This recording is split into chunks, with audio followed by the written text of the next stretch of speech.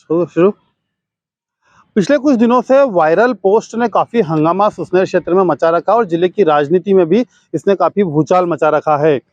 सम्मानित क्षेत्र के विधायक जी की आईडी से जब एक वीडियो पोस्ट होता है तो उसके बाद काफी बवाल मचता है, क्योंकि उस वीडियो में कुछ बीजेपी के पदाधिकारी और जनप्रतिनिधियों का नाम भी शामिल होता है, जिसमें आरोप यह लगाया गया था कि विधायक जी की छवि को खराब करने के लिए कुछ बीजेपी के लोगों के द्वारा सोशल मीडिया पर एक फेसबुक आईडी के माध्यम से गलत चीजों को पोस्ट करवाया जा रहा था। वीडियो वायरल होने के बाद काफी कुछ बवाल मचा। तो इस पूरा घटनाक्रम क्या है और क्या इस घटनाक्रम को लेकर आगे किस तरह की रणनीति सामने आई और क्या आरोप प्रत्यारोप लगे, पूरे मामले का हम खुलासा करने का प्रयास आज कर रहे हैं कि क्या क्या घटनाक्रम इसको लेकर घटित हुआ है। हमारे चैनल को भी आप सभी लोग सब्सक्राइब जरूर कीजिएगा और बेल आइकन भी दबाइएगा। हमारा प्रयास रहेगा कि क्षेत्र के जो ज्यादातर घटनाक्रम या जो भी खबरें हैं हम उनको आप तक पहुंचाने का प्रयास करें। तो आइए शुरू करते हैं पूरा घटनाक्रम।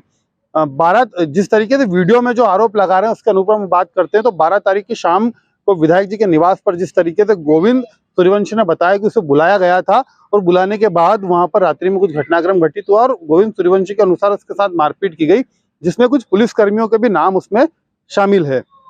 इस घटनाक्रम के बाद में 13 तारीख को सुसनेर पुलिस के द्वारा गोविंद जो सूर्यवंशी उसे 151 की धारा में गिरफ्तार किया जाता है और उसे जेल भेज दिया जाता है। लेकिन महत्वपूर्ण बिंदु यहाँ पर यह शामिल होता है कि जब वो पुलिस कस्टडी में था उसी समय 4 बजे के लगभग एक सच की आवाज आईडी से फिर से एक पोस्ट होती है। उस पोस्ट में गोविंद गोस्वामी कुछ बीजेपी के पदाधिकारियों पर आरोप लगाता है कि उसे कुछ बीजेपी के पदाधिकारी विधायक जी के खिलाफ पोस्ट करने के लिए सामग्री भेजते थे और वो सामग्री को वह पोस्ट करता था। हालांकि इस वीडियो की जब भी वीडियो वायरल हुआ था उसकी पुष्टि भी हम नहीं करते हैं और वह आरोप कितना सही है कितना गलत है इसकी भी पुष्टि हम नहीं करते हैं।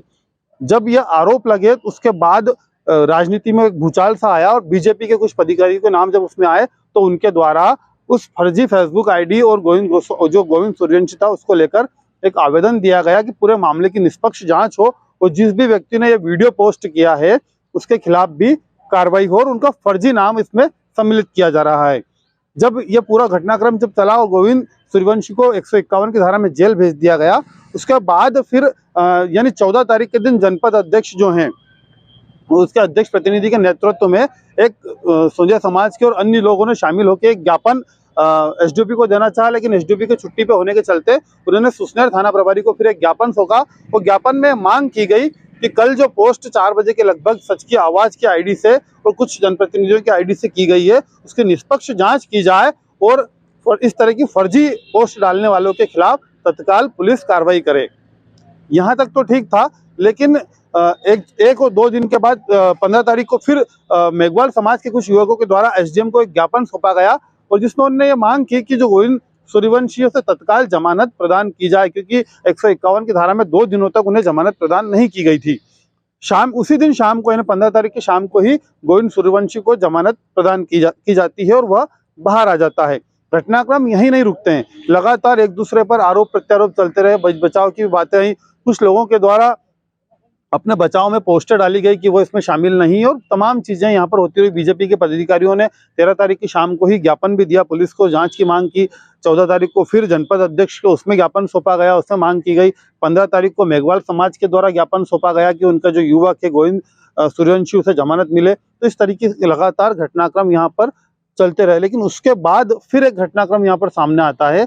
जिस तरीके 17 तारीख की जो लगभग 3 से 4 बजे के लगभग के समय बताया जा रहा है उसमें फिर से जो गोविंद सूर्यवंशी है वो अचानक एसपी ऑफिस पहुंच जाते हैं और एसपी ऑफिस पहुंचकर वह जो पहले उनने जो वीडियो जो उनका वायरल हुआ था उस पर वो आरोप लगाते हैं कि वह वीडियो उनके साथ मारपीट करके कुछ लोगों के द्वारा बनवाया गया है। उसमें क्षेत्र के विधायक का भी नाम वो लेते हुए दिखाई देते हैं कि कुछ लोगों के द्वारा मारपीट की गई। और सबसे महत्वपूर्ण बात है कि उसमें गोविंद सूर्यवंशी का जो आरोप था उसमें सुसनेर थाने पर पदस्थ कुछ पुलिस कर्मियों के नाम भी वो लेता है कि इनके द्वारा मेरे साथ मारपीट की गई है और जबरदस्ती मुझसे यह वीडियो बनवाया गया है और उस वीडियो को फिर उनके द्वारा पोस्ट कर और मुझे धमकी दी गई है। गोविंद जो सूर्यवंशी उसने बताया है आवेदन में कि उसे धमकी दी गई थी कि यदि तू इन लोगों के नाम नहीं लेगा तो तुझे जिला बदर और जो अन्य कार्रवाई है पुलिस की उसके अंतर्गत बंद करके जेल भेज दिया जाएगा और तुझे जिले से जिला बदर कर दिया जाएगा। तो मुझे इन तमाम धमकियां देकर के कुछ लोगों के द्वारा और पुलिस कर्मियों के द्वारा